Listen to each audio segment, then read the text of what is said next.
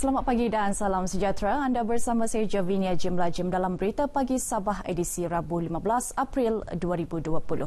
Berita dimulakan dengan perkembangan COVID-19. Sabah mencatatkan pertambahan 5 kes positif di 3 daerah semalam.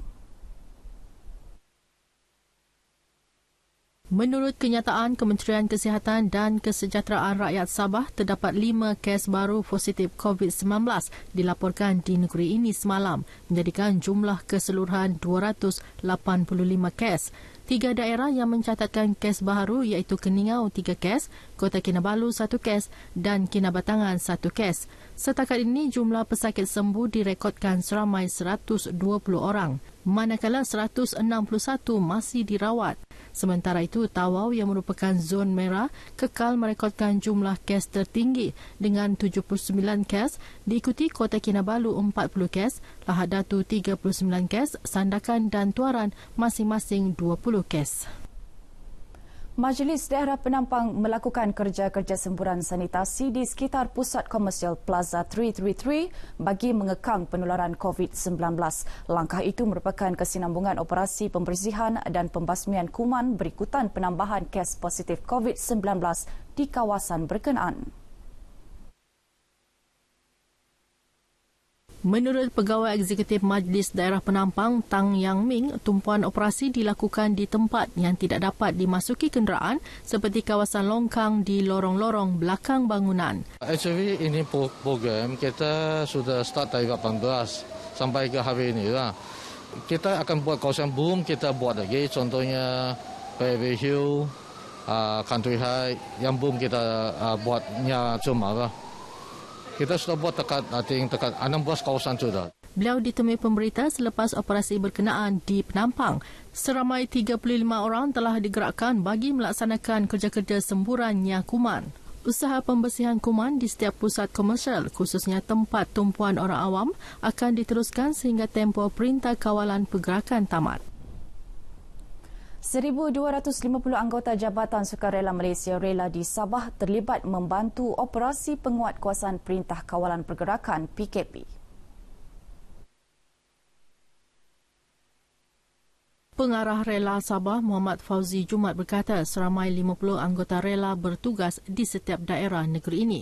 Anggota rela bukan hanya membantu di setiap lokasi sekatan jalan raya di seluruh Sabah, malah bertugas di pusat kuarantin serta operasi nyakuman apabila mendapat permintaan pihak berkuasa tempatan. Beliau berkata demikian kepada RTM selepas menjadi tetamu dalam program Cerita Pagi Sabah di Kota Kinabalu. Muhammad Fauzi menasihatkan anggota rela supaya menjaga keselamatan diri sepanjang bertugas.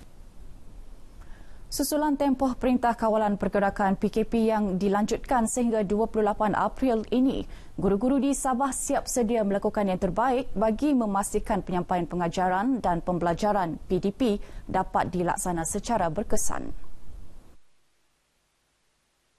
Pengarah Pendidikan Sabah Dr. Misrin Radin berkata pelaksanaan PDP sangat mencabar kerana kesukaran guru membimbing para pelajar secara bersemuka dan akses internet yang terhad. Kita cuba berusaha untuk memberikan latihan-latihan bercetak kepada murid-murid lah, dan ini kami akan selaraskan dengan Majlis Keselamatan Negara dan juga pegawai-pegawai daerah dan juga petugas-petugas yang memegang SOP PKP inilah kami akan mendapatkan kebenaran daripada mereka. Bagaimanapun, guru-guru akan terus menyampaikan pendidikan yang terkandung dalam rancangan pelajaran tahunan mengikut kesesuaian pembelajaran murid di rumah termasuk menggunakan aplikasi dalam talian. Beliau berkata demikian kepada pemberita RTM di Kota Kinabalu. Menurut Dr. Misrin, pihak jabatan bersama guru-guru juga berusaha sedaya upaya untuk menyediakan pelajar menghadapi peperiksaan walaupun Kementerian Pendidikan belum membuat keputusan tentang pengurusan peperiksaan UPSR, PT3, SPM dan STPM. Jabatan Perpaduan Negara dan Integrasi Nasional JPNIN Sabah turut membantu kerajaan meningkatkan kesedaran rakyat mengenai bahaya pandemik COVID-19. Ketika ini, kawasan rukun tetangga KRT di seluruh negeri aktif membuat hebahan menerusi laman sosial bagi memastikan komuniti setempat sentiasa mematuhi Perintah Kawalan Pergerakan PKP. Bercakap kepada RTM di Kota Kinabalu, Pengarah JPNIN Sabah Delilit Blah memberitahu kesedaran disebarkan melalui video amalan pencegahan dan pematuhan PKP yang dihasilkan kaki tangan guru dan pembantu tadika perpaduan. Maka perlulah peranan yang dimainkan oleh ruku tetangga ini adalah memberi kepada kesedaran berkaitan bahayanya penyakit COVID ini dan juga sebagai perantaralah di peringkat jabatan dengan pihak komuniti tentang apa yang kita nakkan mereka laksanakan. Selain itu, pihaknya turut membantu tabung darah di hospital negeri ini dengan mengadakan program derma darah secara setempat. Menerusi inisiatif berkenaan, KRT mencari penderma darah terdiri komuniti setempat sekurang-kurangnya 5 penderma dalam satu masa bagi mengelak risiko jangkitan. Sehingga kini terdapat 1,062 KRT di Sabah.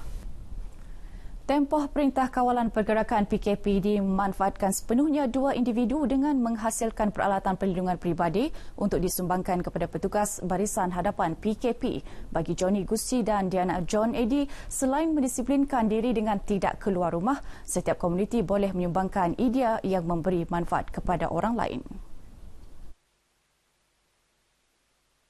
Menurut Johnny, usaha murni tersebut dilakukan selepas melihat kekurangan penutup mulut dan hidung serta alat pelindung muka yang dihadapi para petugas hadapan di negeri ini. Family kami berada di barisan hadapan, and then beberapa family kami ini bertanya di mana lagi ada jual mask, di mana lagi ada jual macam-macam protection orang mencari. So kami tercetus. Soalkan mereka tidak mendapat apa-apa mask daripada kedai, kehabisan stok. So kami menciptalah benda ini. Ahli keluarga semua kebanyakannya berada di front line. So kami tidak mau mereka kehabisan, kami mau mereka bekerja dengan selamat.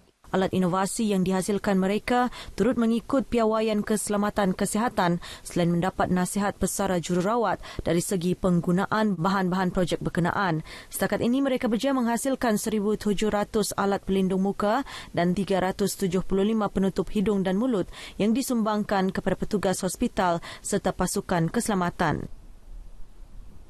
Pusat Diat Mara Tawau dan Sempurna mengambil inisiatif menyumbang 966 peralatan perlindungan diri PPE kepada Hospital Tawau. PPE berkenaan dihasilkan sendiri oleh 6 tenaga pengajar pusat berkenaan sejak 30 Mac lalu. Pengarah Giat Mara Sabah, Sapli Awang Damit dalam kenyataannya memaklumkan bahan seperti kain untuk pembuatan PPE ini dibekalkan Kementerian Kesihatan Malaysia KKM dan pihaknya pula menyumbang tenaga dan kemahiran. Penyampaian PPE berkenaan disempurnakan pengurus Giat Mara Tawau, Jupri Gamat kepada pihak KKM di Tawau. Dalam pada itu, tenaga pengajar terlibat merasa bangga dan berbesar hati dapat menyumbang tenaga dalam membantu petugas kesihatan berhadapan pandemik COVID-19 dan memberitahu sumbangan akan diteruskan sekiranya masih terdapat keperluan bekalan PPE di hospital. Sebelum ini, Giat Mara telah menyerahkan 700 PPE kepada hospital berkenaan. PAS bahagian Putatan turut mengambil inisiatif dengan menyumbang peralatan perlindungan peribadi kepada petugas hadapan sekitar Kota Kinabalu.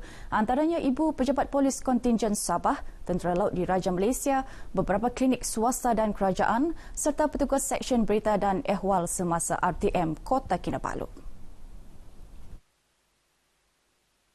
Menurut Ketua Penerangan Pemuda PAS Putatan, Muhammad Rizal Nasri, sumbangan bertujuan membantu para petugas barisan hadapan dalam menangani wabak COVID-19. Kami buat penyerahan sekitar Kota Kinabalu dan ada juga di peringkat sampai keluar Sempurna, Sepitang yang kami terhantar lah. Jadi itulah sedikit sebanyak sumbangan kami kepada mereka yang berada di hadapan untuk membantu dan menangani COVID-19. Muhammad Rizal ditemui pemberita RTM selepas menyampaikan sumbangan penutup hidung dan mulut, cecair pembasmi kuman serta pelindung muka kepada petugas Seksyen Berita dan Ehwal Semasa RTM Kota Kinabalu. Usaha sebuah badan bukan kerajaan NGO My Fund Action Sabah menganjurkan Quran Time secara dalam talian semasa tempoh Perintah Kawalan Pergerakan PKP bagi mengekang penularan wabak COVID-19 wajar dicontohi NGO lain. Ia penting bagi membolehkan lebih banyak program bermanfaat berbentuk pengisian kerohanian dapat dilaksanakan. Mufti Negeri Sabah, Datuk Haji Bongsu Aziz Jaafar berkata usaha murni itu bukan sahaja berupaya mendidik rohani masyarakat Islam, malah secara tidak langsung meningkatkan lagi penguasaan bacaan dan pemahaman terhadap isi kandungan Al-Quran. Minta di-share dengan semua pihak. Bukan untuk bersaing tetapi untuk sharing. Dan apa yang diusahakan oleh My Foundation ini, saya fikir anak-anak muda ini perlu diberikan galakan dan diberikan sokongan dan mudah-mudahan jadi contoh kepada yang lain. Beliau menyatakan demikian kepada pemberita selepas Majlis Khatam Al-Quran secara dalam talian sempena PKP di Pejabat Mufti Sabah, Kota Kinabalu.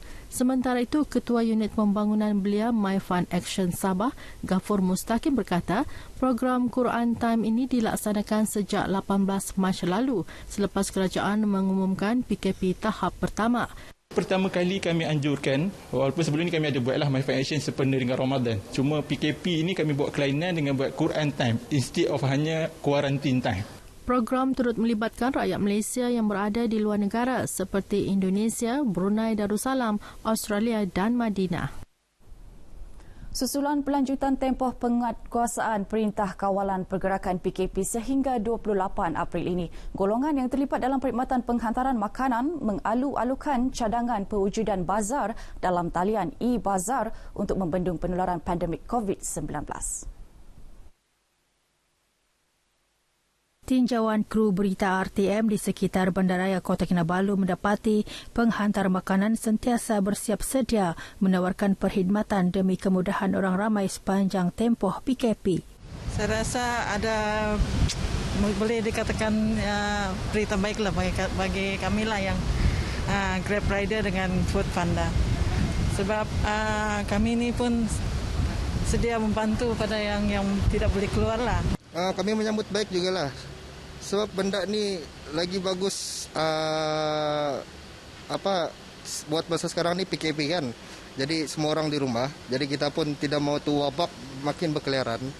Jadi better 1% yang pergi survive lah gitu. Kami sokong sepenuhnya. Ini salah satu untuk membantu peniaga kecil untuk mendapat sampingan semasa PKP dilaksanakan. Baru-baru ini pensyarah kejuruteraan Universiti Malaysia Sabah Profesor Insinyur Dr. Salam Sabatli mencadangkan agar kerajaan mewujudkan platform e-bazar. Ia bagi memudahkan para peniaga menjalankan urusan jual beli bazar Ramadan yang mesra pengguna dan boleh dipercayai pelanggan. Baik, sekian berita dari Sabah. Teruskan menonton RTM, jenama media paling dipercayai di Malaysia. Dan hari ini fasa ketika Perintah Kawalan Pergerakan PKP bermula. Teruskan kekal berada di rumah, stay at home dan jangan keluar. Dengan itu, saya Jovini Jim Lajim. Salam sejahtera dan kita jumpa lagi.